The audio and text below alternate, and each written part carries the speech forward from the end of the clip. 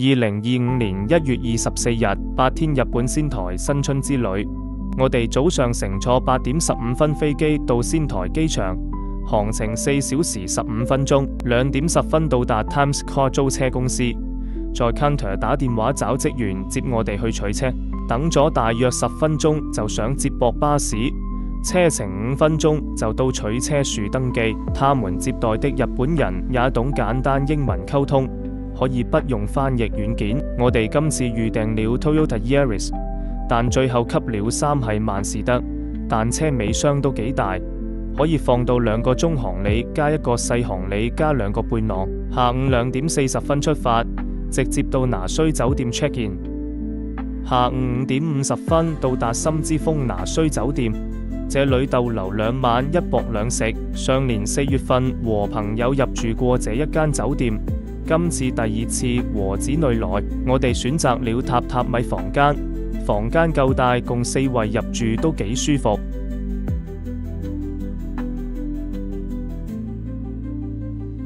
我哋訂咗7點晚餐，還有時間就落去浸溫泉。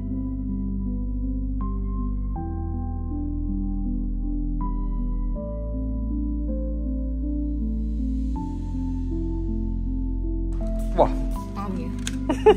晚上到了酒店餐廳創作和食晚餐。前菜是時令當地蔬菜，刺身配蔬菜醬，海鮮煎餅配卡波納塔。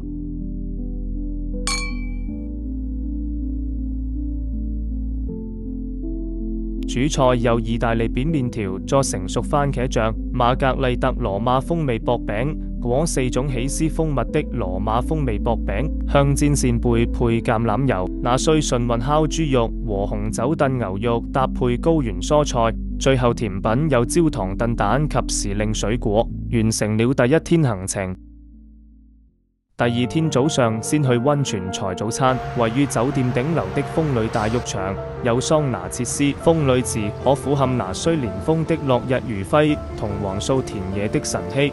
這個高濃度氧氣微泡沫化釋放到浴池中，加速了身體放鬆效果。8點30分準時到餐廳早餐，提供的早餐是每位各有1個 set， 有3款麵包、果汁、菜沙律、南瓜雞黏湯、乳酪、水果、奄列煙肉和蔬菜。我哋10點由酒店出發，第1站去那須動物王國參觀，車程13公里，20分鐘到達。停車費500日元，每天開放時間由早上10點至下午4點，逢星期3休息。入園費成人為每位2000日元。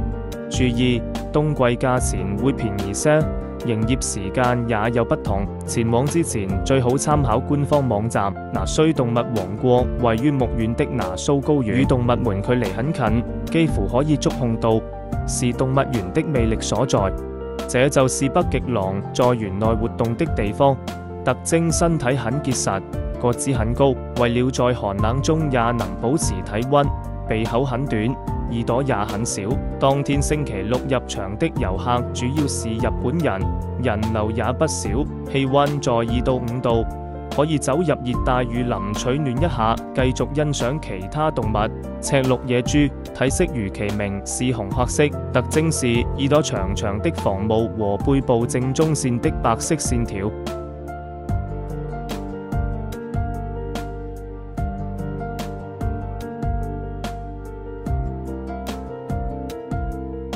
可愛的馬努爾貓也在這裏給遊客拍照。阿穆爾虎的棲息地西伯利亞一樣，再現了針葉樹生長和水流的環境。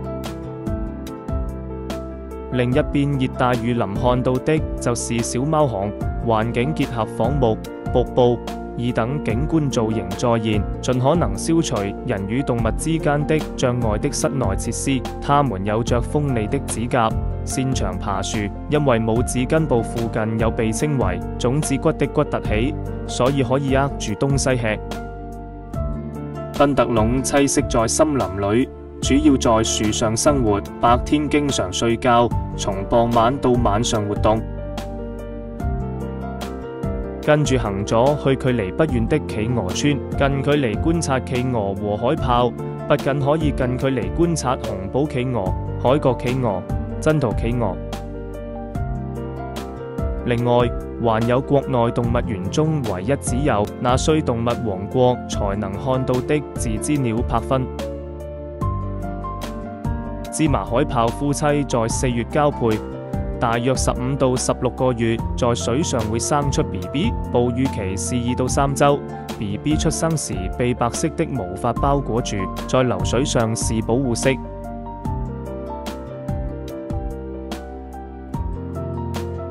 園內可近距離餵飼水豚，還可以觀賞水豚在水下游泳和冬天浸溫泉。每份食物為100日元，看到它們那麼可愛，也會買2-3份給它們吃。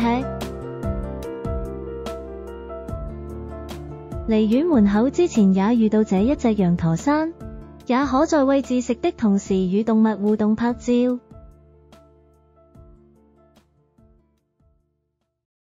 1點30分離開前往附近 Haunton Steakhouse 受落食當地的和牛餐廳，主打牛扒、漢堡扒和鐵板牛扒，在當地野外飼養的牧和牛扒非常美味。由於是屠夫經營的餐廳，因此可以以合理的價格品嘗到拿須品牌和牛。餐廳逢星期4休息，午餐下午2點30分關門。我哋嗌咗幾個套餐。其中最靚的一份是225克鐵板和牛，入口不太油膩，肉味濃郁，肉質超級軟腍。埋單4位食了20,800日元。餐廳側旁商店也供應外賣、櫪木和牛和少量食品。飯後第2站到附近 Tokijino G6 Suki Liquor Store 買地酒。這區有幾款清酒，香港也可以買到，例如仙琴、中愛、鳳凰美田、望、澤基等。最後選了幾支清酒和威士忌就去下一站。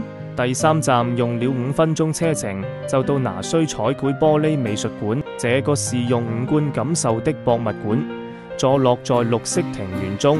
石造建築的設計是仿造英國科茲沃爾德莊園，充滿了濃厚的英格蘭鄉村風情。館內以19世紀的古董彩繪玻璃而聞名，入場每位1300日元。手作教室可以體驗手作彩繪玻璃，製作獨一無二的紀念品。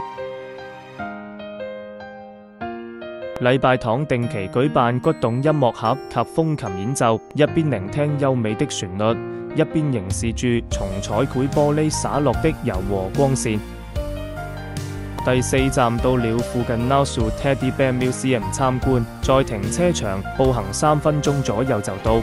拿須 Teddy Bear 博物館，入場費成人1500日元，開館時間由上午9點30分到下午5點，日本截止到下午4點30分。與 Teddy Bear 見面和享受購物的話，不妨來這裡參觀一下。在館內度過愉快的時光後，可隨便購買泰迪熊和泰迪熊商品，以限定製作的複製品熊和藝術家熊為首，很多熊都在等待相遇。帶有 logo 的餅乾和四包也廣受好評。館內有大量的泰迪熊，每個都有自己的特色，也有泰迪熊的場景佈置，很有心思。上層是龍貓展覽，可愛有趣，是一個大人小孩都不可錯過的景點。來到這裡，大家都必定會和巨型龍貓拍照留念。這裡還有很多關於龍貓卡通的不同景板，可以供旅客拍照。如果有看過這套卡通的話，應該會有印象。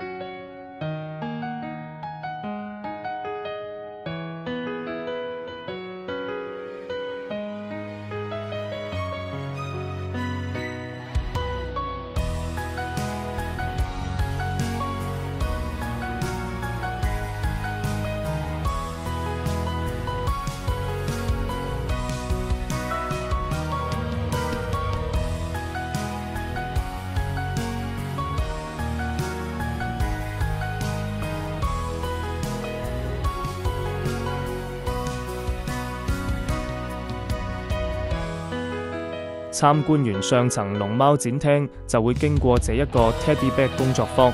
我哋對這一個工作坊非常有興趣，但是不能即場報名，那就和職員預訂第二天的時間表變回酒店。當晚選擇了西式晚餐，和昨晚的食材差不多，但做法也不同的。佢哋酒店做的薄餅特別出色，可能是用明火烤焗，餅底非常香脆。就此完成了第二天豐富的那須行程。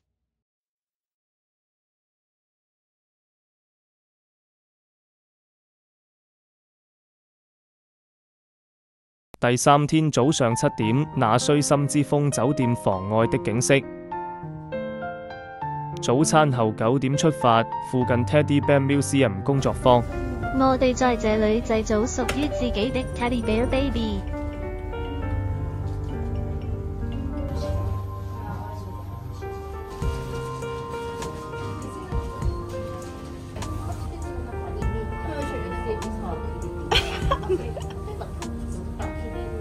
得就拉啦。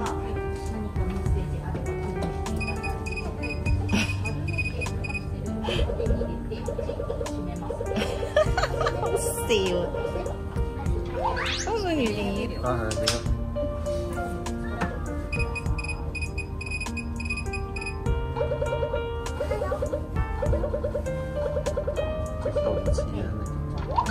我覺得會試嘅，得10%。點會啊？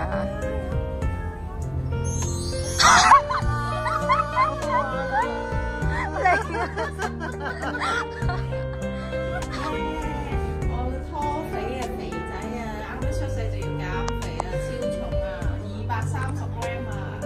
我呢隻係芬妮娜，佢係女仔啦，然後佢好瘦啊，170g。但係性格唔啱喎，你哋。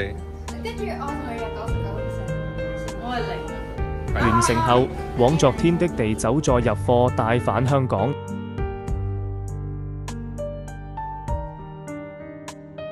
第二站到那須高地公園，需時11公里18分鐘，但可惜去到可能風速太大，機動遊戲停止運作，唯有前往山形縣。沿途經附近那須蒸汽氣關車參觀一下。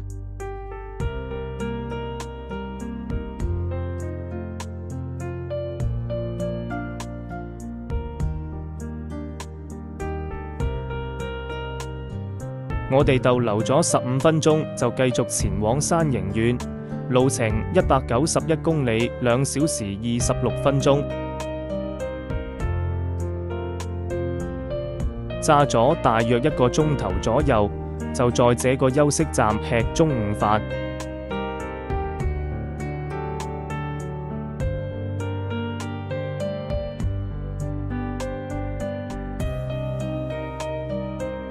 下午2點40分到達 Hohimino Kylfu Suruyuraikan 山形縣天童市酒店 check in。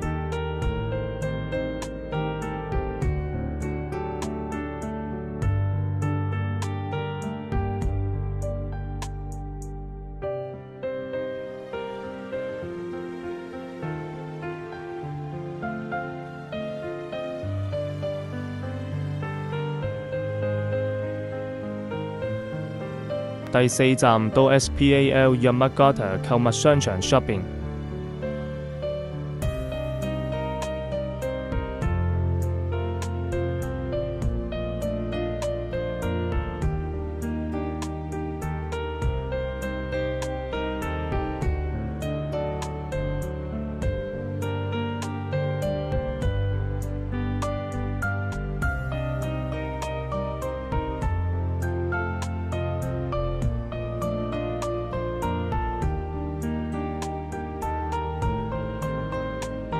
下午6點回酒店晚餐。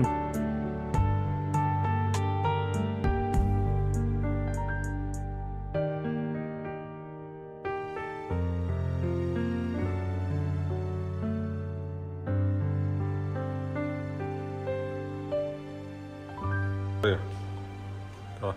因為我哨咗牙。有啊。咩料？唔係我頭日。酒店房間出邊有個休息空間，可以給住客使用，提供飲品和黑膠碟唱機。晚飯後當然去溫泉啦。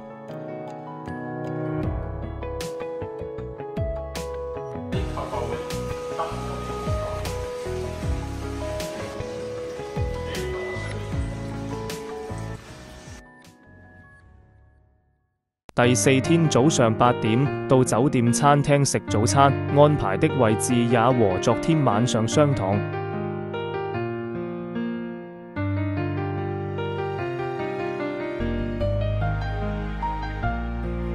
當天氣溫只有零下1至7度，我哋準備上床黃之樹冰。由酒店到撞黃山麓纜車站，路程29 km 約40分鐘，時間在乎於地面是否結霜而定。幸好當天氣溫只係零下1度，有陽光沒有下大雪。我們中午12點30分到達撞黃纜車站，泊車後往纜車站排隊上纜車。當日年28天氣比較好，所以比較多遊客到這裏上山觀光，所以我們一共排了2個半小時才能上到纜車。幾年前來遇上10年1遇的大風雪，無法欣賞這個壯麗的大自然景色。這個位置差唔多到達登山纜車站，這裏有一部美食車，可以買些熱飲或小食。撞黃之樹乘纜車有撞黃山麓855米，樹冰高原1331米。地藏山頂站1661米，一共有2個站，每個站的車程需10分鐘。冬天撞黃的氣象來自西伯利亞的西北季節風，從日本海的對馬暖流中得到很多水蒸氣，形成雪雲。雪雲在潮日連風上升，下起了大量的雪。雪雲穿過山形盆地，再次在撞黃連風上升，使雪下。那時的雲中，許多雲粒變成了即使0攝氏度以下也不會結冰的過冷水滴，變成了雨雪混合在一起的狀態。1到2月左右晴天很少，風向從西北到西，平均風速10到15米每秒，平均氣溫零下10到零下15攝氏度的暴風雪世界。樹冰在這樣的氣象條件下生長。到達中途站，再需要排多半小時才能上到第2站的纜車。由於天氣非常好，這一節的風景比之前的更靚，可以說超級壯觀。撞黃的樹冰是由生長在亞高山帶的針葉樹青心松被雪和冰覆蓋而形成的。那個機制是駐冰雪雲中的雲粒過冷水滴撞到樹枝和葉子上結冰的話，就會形成蝦的汁。駐雪縫隙中夾住很多雪花，消結，而且這些會變硬。透過反覆出現這樣的一系列現象來解釋，直到結出樹冰為止。11月到12月為初期，青心松開始被季節風帶來的雲粒的結冰和結雪覆蓋。1月為成長期，向住風向上的蝦仁發育，降雪也盛行。2月為鼎盛時期，結冰和結雪最盛行，長成大樹冰。3月為衰退崩潰期，由於氣溫的上升，樹冰融化變細，又因為下雨而一下子倒塌了。我哋下午3點49分到達山頂站，室內的溫度為零下6度，非常大風，手和腳寒冷到無知覺。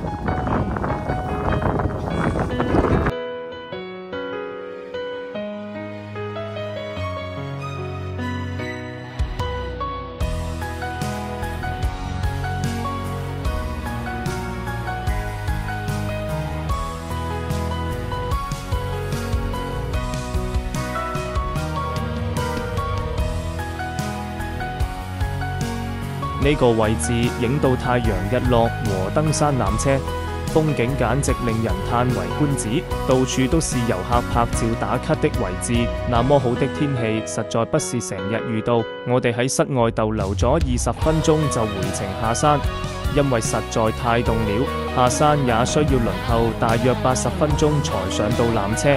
但有這個壯麗景色也是值得的。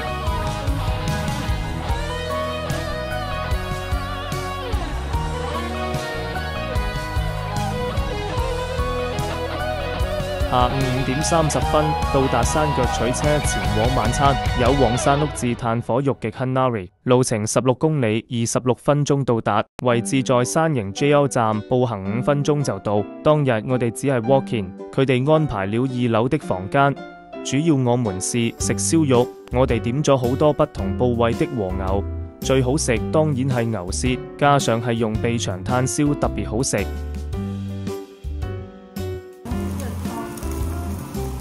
睇算手啊，唔齊身都係。このネギ巻きロース縦にやってこのおろしで召し上がってください。